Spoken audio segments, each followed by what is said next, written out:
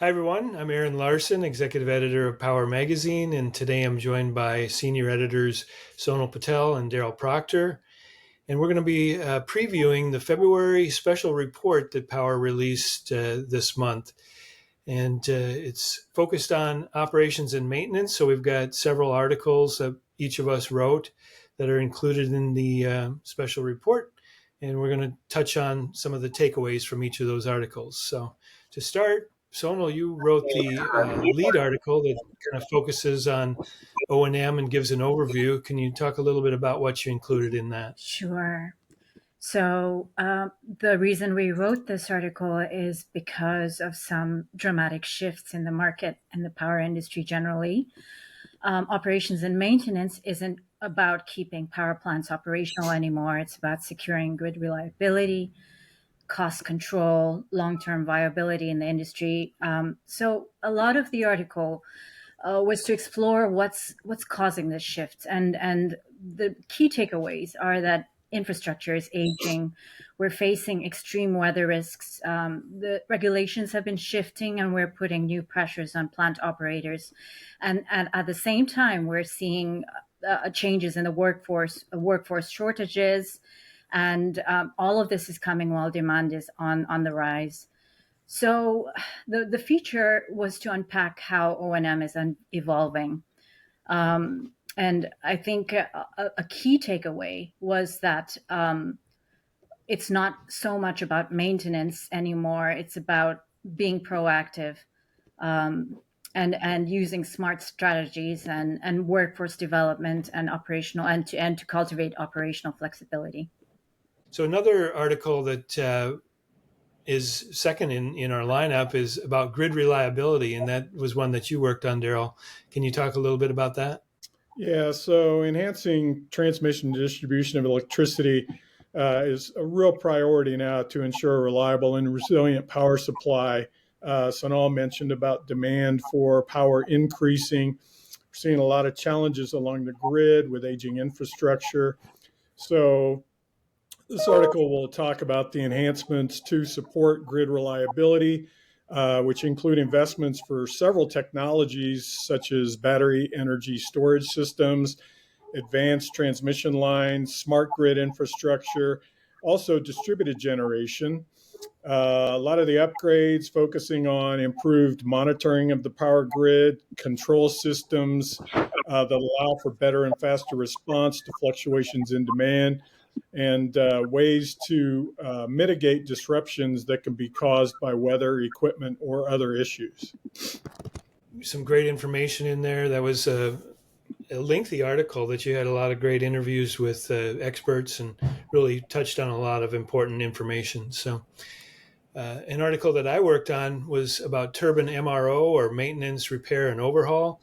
One of the companies that was particularly featured in there was MD&A, and they had a case study that I focused on, and also a lot of great information that they shared about specific processes they use when they go into plants and do maintenance. And some of the important features are using vibration analysis, for example, or ultrasonic testing.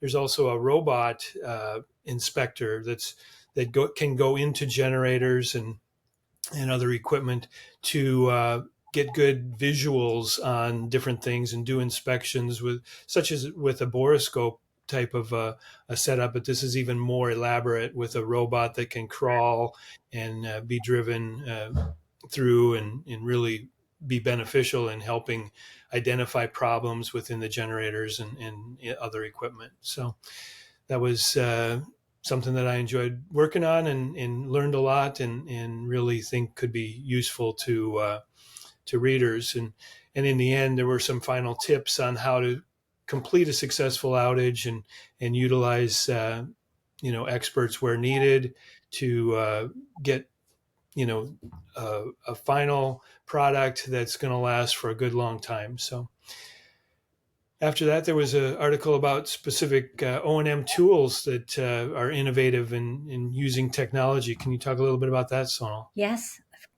So a part of the article was written to really break down how technology is redefining O&M. so which tools are making the biggest impact and how they're being used and what the future of asset optimization looks like.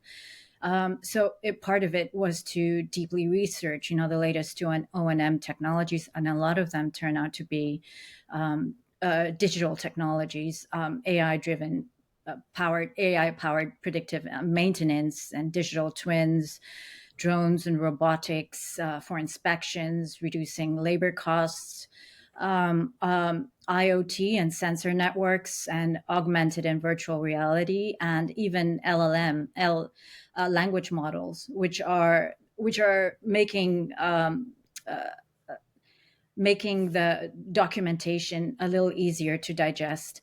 So, and again, the takeaway from that is that it's about optimizing performance and cutting costs and improving reliability through intelligent and connected systems. Very useful information. I'm sure the readers are going to get a lot out of that one. So thanks for that. We also had an article on predictive maintenance that I also worked on that was about cutting downtime and reducing costs and how to do that efficiently with predictive maintenance. And I spoke with the CEO of Tabor International, which is Jake Tuttle, and he gave a lot of great insight into products and solutions that they offer, but also gave some good examples of where it's being used and how it's saved a lot of money and saved a lot of time for companies that have implemented these solutions. So I think that's a very useful article that people will enjoy learning about predictive maintenance. And the last feature was on outage management. And Daryl, you worked on that. Can you touch on some of the takeaways there? Everyone is becoming more familiar with power outages as extreme weather continues to disrupt the grid pretty much across the nation and globally as well. So this particular article, I talked with executives from several different companies about ways to upgrade infrastructure and really delving into the details of outage management systems, which utilities and grid operators are deploying now, again, to try to mitigate the impact of outages and also to be proactive in terms of looking at their equipment along the line and seeing areas that may require some work before an outage happens. Some of the companies involved here, we've got, Oracle, Energy and Water, Eaton, talked with an executive from Deloitte, also the CEO of Taurus, which is a company building energy storage and energy management products. Again, these outage management systems, several companies involved in that space. You're talking about, GE Vernova, Hitachi, Hexagon, Aspen Tech, Schneider, Trimble. And again, this article will talk about the things that are involved in those systems, how they work, and how they can help prevent outages or at least mitigate disruptions from outages when they do occur. Great. Thanks for working on that one. And then there are a couple of other features. I've got my Speaking of Power column where I talked to several folks at PSEG, which is, of course, the power company in New Jersey. They have a unique program for unlocking neurodivergent talent. And for example, they hired, now I think they're working on their sixth hire on this program.